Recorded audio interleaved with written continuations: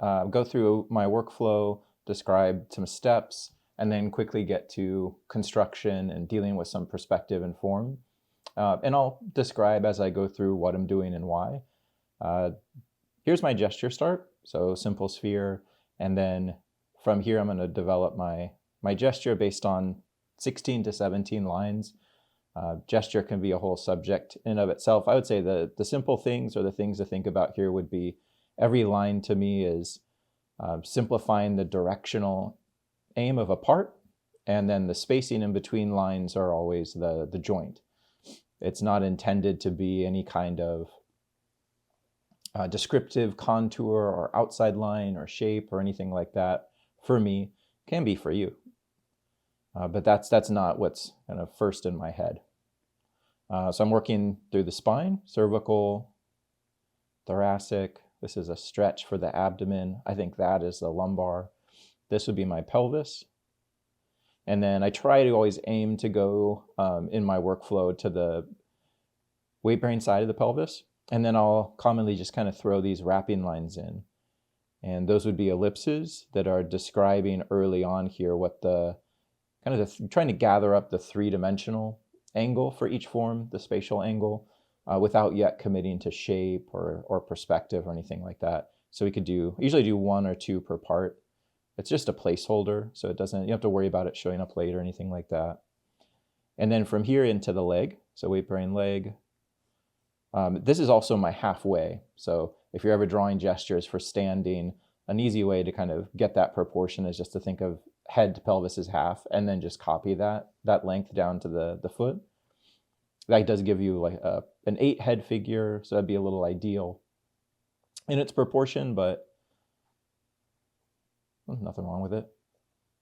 Nothing wrong with idealized people. If you wanted it ever to be a little bit more realistic, you could move the ground up about a half head, and that would give you a more average proportion. So here into the supporting leg, there. And then, so for my gesture here, it's usually, so pelvis, there's a little bit of overlap. The femur would be that line. And so that leaves me a little space there for the joint or the intersection, but I'm always trying to hand hold these lines.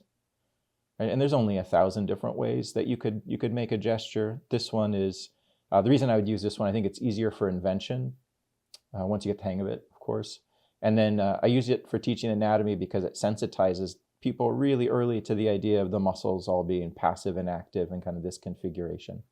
So, but every gesture is just a tool. This one is just good, I think, for invention and getting a sense of motion. And then my arms. So back here, let's start with the arms. Scapula shape. And that could build off maybe this line of the stretch. Here's the shoulder, humerus from there. I'm trying to keep this relatively light, mostly because we're going to build up on top of it. And if you make mistakes as you go along, doesn't matter, right? I kind of purposely keep this light so that we can develop and make some changes as we go. And then here would be the arm, other arm. You can think of this one kind of building off the neck in terms of that fluid motion. And here's the radius ulna. And then here's my hand. So hand's always kind of gesturally an extension of the forearm for me. So that's done. That's enough there that I could pretty easily build on it or have enough information down to kind of progress into the next stage. So I'm going to keep that on a different layer, and just for the purposes of our emphasis on construction, kind of let's do the next stage here. So after this, I like to break things apart because it's a lot to hold in your head, all these things at once. And I'll emphasize now just the shapes of the core masses. So I like to start with a tilt.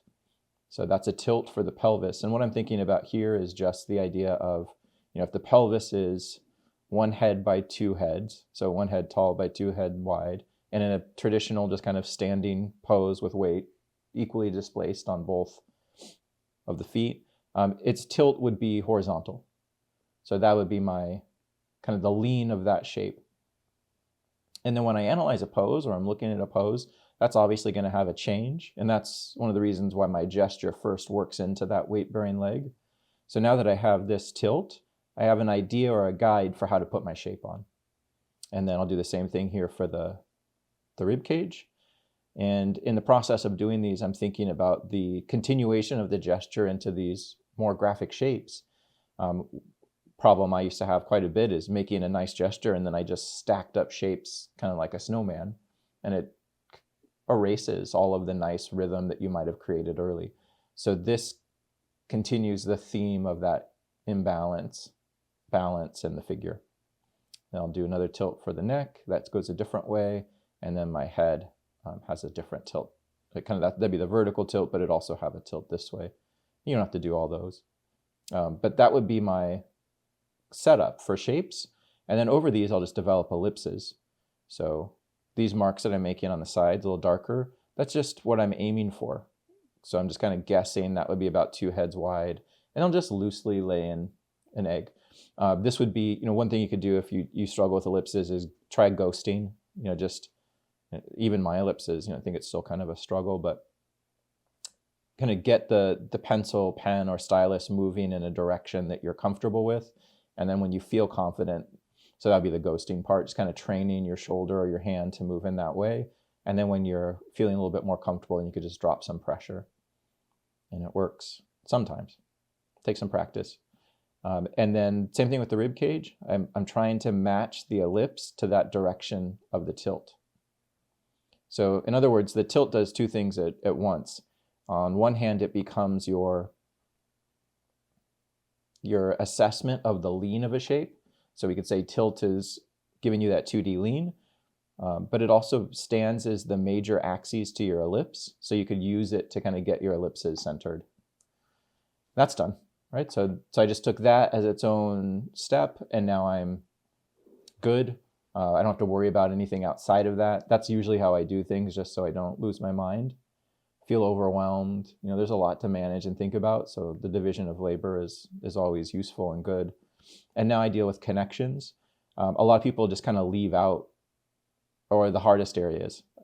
I even see AI still struggling with these areas of transition: neck, shoulder, armpit, wrist, elbow. So my solution to those is I always create intersections or transitions with C or S curves. All the soft tissue areas of the body are always gestural in that way, C or S curve in their design. So I just ask myself on each side, is it pinching or stretching? So the back of her neck is stretching. If you don't know, just guess. I'm going to say it's stretching because she's looking down. Anytime your head bows, the back of your neck will stretch, front will pinch. And then the only thing that is important when doing this stage is that I don't isolate my lines. I don't create shapes. And I do that by overlapping. So when I end the line in a form, it has to wrap and cohere to that surface. And that would be, that's just a form intersection. Here, you could think of it as a head and a neck, but it's just a ball and a cylinder. It's easier to think of it that way. So wrapping is one, wrapping it inside, and then overlapping. But you're really pushing or training yourself to draw as if these shapes or these forms are kind of colliding in a sculptural way with one another, instead of, and there's nothing wrong with doing it a different way, but the other approach would be tonal, in that you would establish shapes and then you would develop form with core shadow and rendering, which is also fine. This is just more kind of analytical and form forward. So pinch and stretch. Now I do the same thing at the rib cage. Looks like, what would be stretching on the back? Let's do pinching here. So C curve. And again, if I'm wrong, it's okay. You can be wrong too. It happens. And then maybe let's say this is S curve. The only reason that, because even though this side looks like it has a pinch to me, the reason I went with S and C is based on the thinking of what the pelvis is doing. Like the pelvis here is dropping, rib cage is raising, so that would stretch out, or the skin and muscle would have to stretch to support that distance. And then the other side, since the pelvis is higher, rib cage is lower, there's more of a pinch. At least that's my thought process. And then same thing, how do you not create and end a shape? Overlap and then continue that around or wrap it. And that would be, that's just connections. And that would be a useful thing that you could take into anatomy as well. But the big lesson there would be at connections, what you're learning, and this is my centerpiece to understanding and bridging and building form, is form intersections.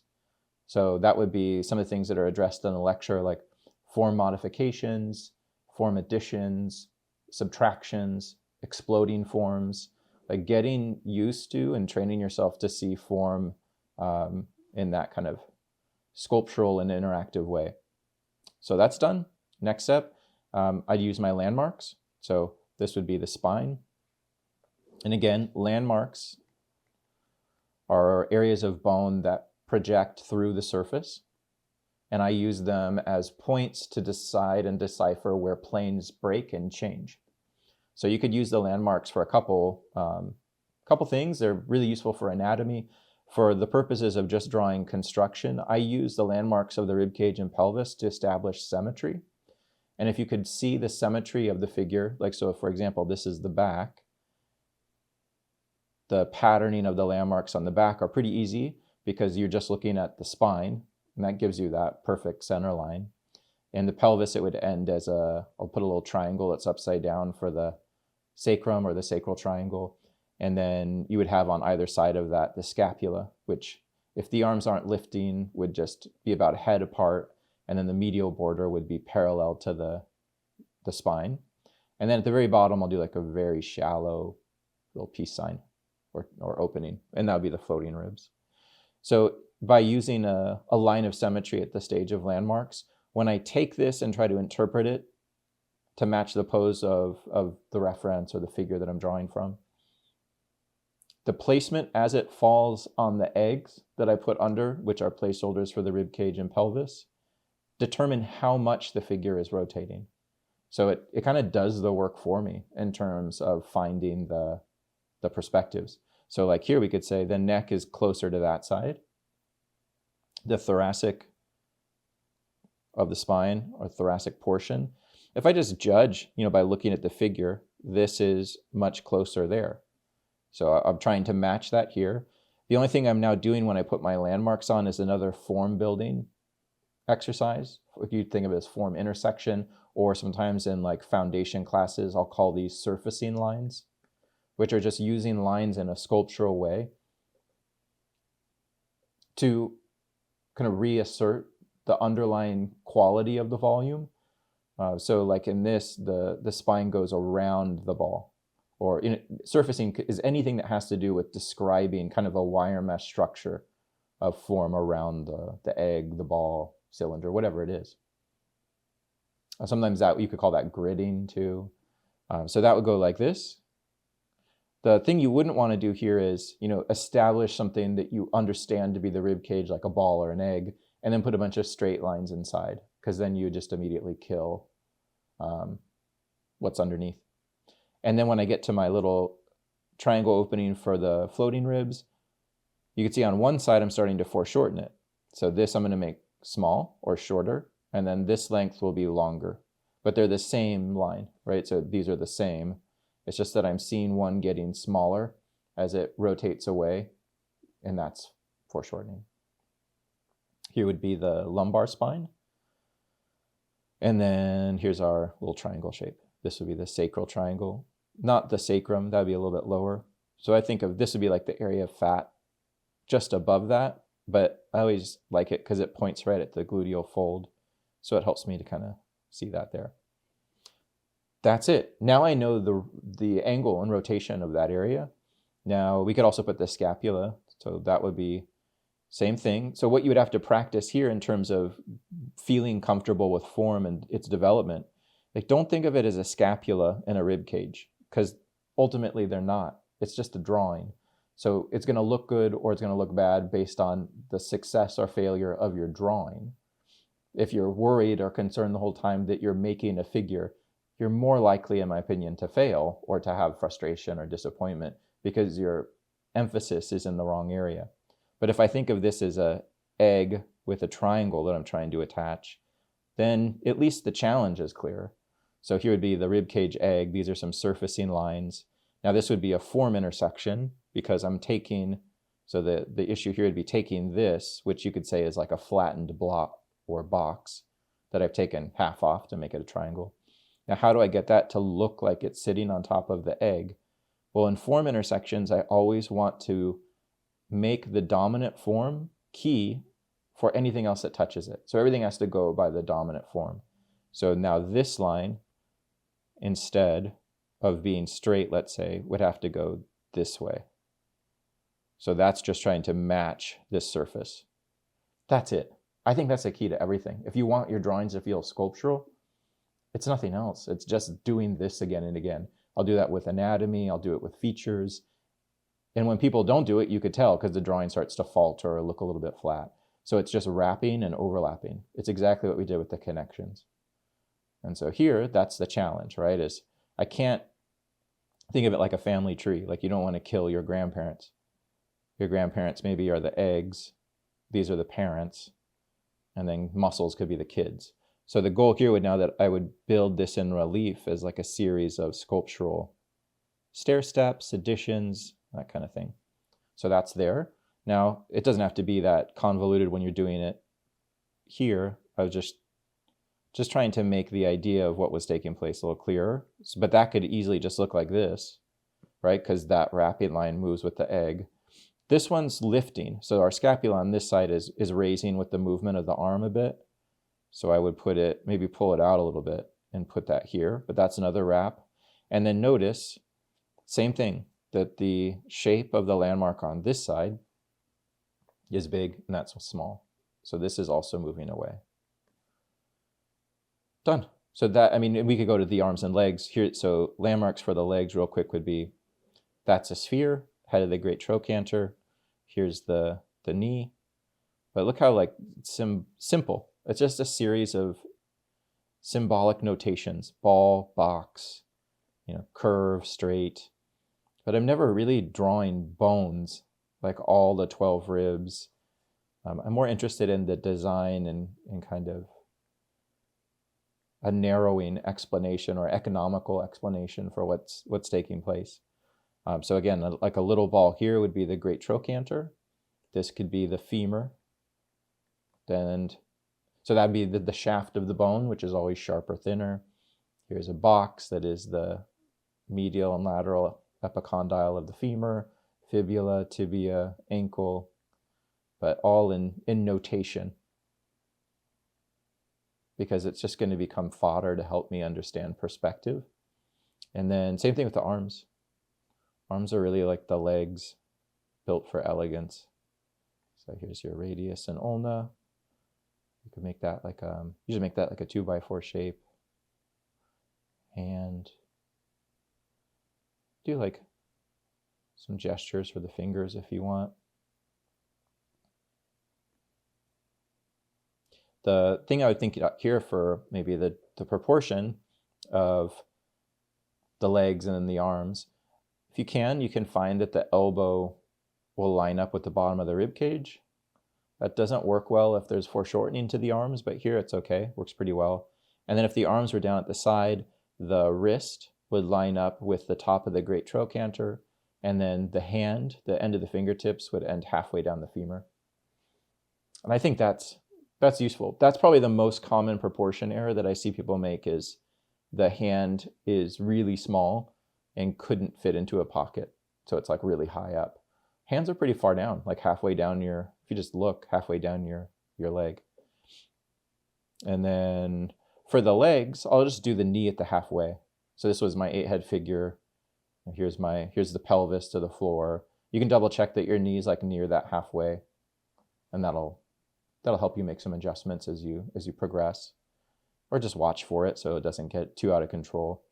And then here's one thing you could notice, like my gesture on this side, I already made it too long, right? You could see that arm would be too long to kind of match how it's foreshortened for her. So the staging and kind of working through it in stages benefits me by way of allowing me to make errors, which I do a lot. And that would be done. All right, so that would be my landmarks. And then the last stage is the establishment of perspectives, of which I would use all of this to just make much easier. So let's again try to manage some of these layers. And then on top, so what things do I have that are working for me in terms of perspectives? Well, I now have a solid form for the head, at least this kind of skull mass and egg. I've plugged that in so there's a continuity in terms of space and surface between the head and the neck. And so that plugs in, or Bridgman might call that like a wedging of form. And then you could double check yourself as I go through, do I have a wrap overlap rib cage to neck? And say, yeah, I do. So that works. If I'm going to progress into something that would deal more with like figure invention or anatomy, this probably wouldn't be enough just to have like a ball for the rib cage. So I would make one more step here, which would be creating planes. And if you found your landmarks, establishing planes is pretty easy. So if we go back over here to that symmetrical drawing, the relationship between the floating ribs gives me a width. And then I'll take my height for the rib cage plane just slightly above the scapula. Not as high as the 7th cervical vertebrae, which is that dot I put there, but let's say right here. So that's a width and a height. If you're describing boxes, you just need a width, a height, and a depth. So let's take that and put it over here. So I'll just connect these. It's just connecting the dots at this point. Like those dots are connected. And then this dot, which you can also see if you look at her, is pretty close to the light and shadow.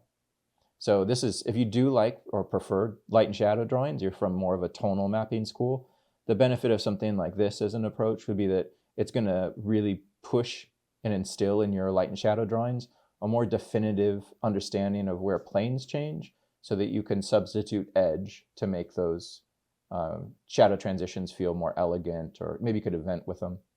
So this would be my height. And the reason it's doing that is because it's trying to match my tilt from earlier, right? So I'm doing less and less work as the stages progress. And then depth would just be from this point to the front. So that's it, all you need, height, width, depth. And it's all built from the egg. So the box I'm making isn't different from the egg. It's the same thing. The box is just the egg planed. So common mistakes here would be that like, I'll see students quite often make an egg and then their box will be drawn inside, like it's in jail. Or they'll do an egg and then the box will take over. So try to avoid those. If you can, just think of them as the same thing, like you're sculpting the egg to have a more definitive relationship to front and back. The other reason that tilt line is going that way is because I'm trying to dramatically exaggerate the lean of that thoracic spine. Thoracic spine always pushes forward. So that would mean from this angle, we'd see over or on top of the rib cage. The rest of the lines, like the other two heights that I just made, I don't think about at all because they just all have to be parallel to the first. Usually in figure drawing, there's like 2-point or 1-point perspective, 3-point if you're pushing for bird's eye view for dramatic perspective angles. But for the most part, it's just 2- and 1-point perspective. So here, all my lines are going to be going parallel. So I'm just copying and pasting all these. Like these all go the same way. So each width, you could double check, is that going parallel to the other ones? And if not, you'll know it because like if I draw a box up here, we do the same one, but like slightly skew each line. So those are all three the heights. They're not parallel. Here's the depths.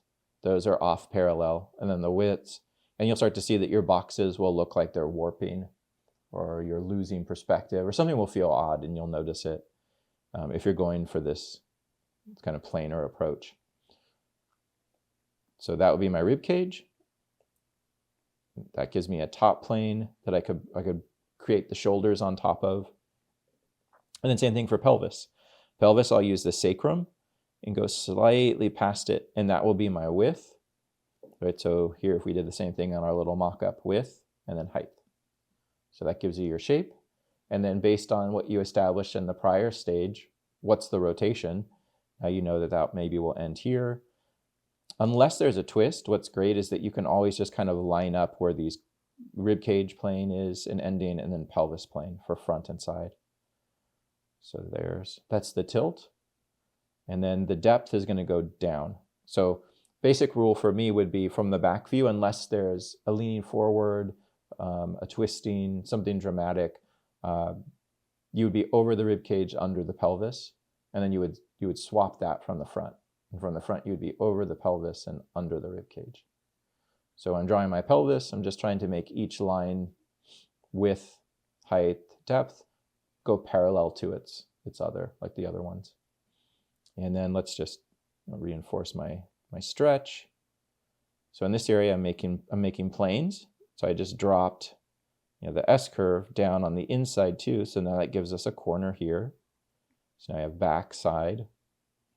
And then for arms and legs, you could really be inventive and creative and design your own perspectives. Here's some options. You could use cylinders, and every form has its pluses and minuses. So maybe a cylinder is a little quicker to draw. So here, my basic workflow for designing or thinking cylinders would be, you can only be over or under. And then the way that you would modify that to have a different experience of over or under is by how much you would open the minor axes. Sounds technical, but it's not. Basically what I'm saying is don't change the width, right, of the cylinder. You just want to change this part. This part would be the minor axis. So if I open it progressively a little bit more each time, then I move the camera higher and higher, above or under. But if you change the major axes, which is the width, then you're creating a different form, or maybe like a graffiti style foreshortening would be a result, which isn't bad, it's just different. So I always decide, am I over or under, and then how much? Right? The other issue is already taken care of for you, like the direction. You already know the direction because you established where the arm is earlier or in earlier stages. So tilt or direction would be first, then you could use that to put your ellipse on top. I'll parallel that with two lines, and I'll just match that ellipse to the other side. So cylinders are maybe a little bit easier to work with, but they're less specific. So if I'm going to be maybe developing the anatomy of the arm, you could go a step further and see if you could find a depth to it and maybe transform it into like a box or a 2x4 of some kind. And this would be an example of that. So that could be like an arm box. Let's do the cylinder on this side just to reinforce it. So I'm just bringing that out. That would be my bone line. I'm above, and I'm not very much above. I'm kind of like that angle. That's what I'm deciding is my ellipse. I'm overlapping this onto the rib cage. Here are two lines that are parallel to that tilt. And then I'm going to take this top and then match it here. You could also use more complex forms. So like maybe for the forearm, you'd prefer to use a form intersection. So I could draw an egg and then put inside of it a box. You could intersect a box to that. And so that would maybe look like this. So it has a wrap and an overlap still. But that's using two plus forms to try to hint at the organic nature of the forearm a bit more. It's really up to you. Right, that might be, but everything has a plus and minus. So this might be better for light and shadow, because now you have a better immediate understanding for the form and how to read your core shadow or your edge work. Whereas if I'm doing more of an anatomy study, I might want to build up to that secondary egg on top of the 2x4. So I force myself to think through the extensor group, something like that. But if you don't want to, be evil to yourself and make yourself do that, then you go the other way. So drawing's super malleable. That's what I like about it. You could find any number of different solutions to doing this. The reason I just put it into steps usually is for the benefit of my students. It's easier for them or for people to have an idea of what competency is at issue at each stage. So it's easier to fix if there's some kind of problem. But like for this one, let's just do a cylinder. So when I'm drawing my cylinders, I always overlap them. Sometimes I see people put like too much distance between the joints, and then it starts to look a little weird. And then they try to fill that in with anatomy, and then the anatomy gets really elongated and like kind of plasticky feeling. So I always overlap. And then we'll do this one too. So that goes this way. And then here's my cylinder. Maybe we could make the forearm a 2x4. So that would be the same as like what we did to the upper arm. Add a little bit of a depth. So width, depth, height. It's what we would need for a 2x4, just like we did for rib cage pelvis. And you could do the same for the legs. You know, if we look at this design, muscles in the limbs are mostly organized into 2/3 to 1/3. So if you used a kind of drumstick, that would be a nice organic suggestion of the proportional difference between muscle and then tendon and bone. Or you could do something more like we did up with the arms, like a cylinder here, and just focus on, right, what's the degree to which I'm above or below. I think it's, what you might want to consider when you're doing this is just what level you're at. What's your level of comfortability? And if you're just getting started, take it in pieces. Like if it's just about getting comfortable drawing the perspective and their directions and the proportion, don't overcomplicate it. Make it, a little more user-friendly. And then maybe from here, you could take and do that, what we did to the arm, where you're just adding that depth. And then you give yourself a plane change, and now you know the difference between the outside and the back of the leg. And then I can confirm that with how the light and shadow is working, or what it looks like. So that was our cylinder box progression. On this side, let's just do the drumstick shape, so you could see what that would look like. So that could look like an egg here. And then I think you can automatically see that this suggests way more quickly a feeling of naturalism or anatomy. And then this one, I'm thinking, I think it would be going away. So I'll emphasize that. But I think it's less clear where the actual perspectives are, right? Like, look how clear it is on this side. There's a back and a side. This is just a little bit more nondescript. And then lower legs, same thing. Let's do what we did there for the lower leg. So here's a ball. That could be a representation of the calf, but that's wrapping and overlapping with the lower leg in terms of setting up that foundation. And then let's make this part kind of more just a cylinder.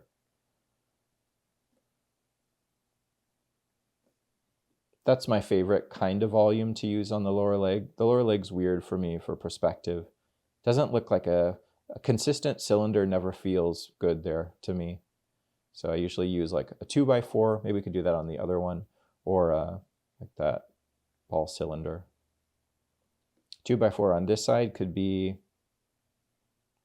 it might be a little tricky on this side because it's kind of straight on, but here we could do like maybe a little depth this way.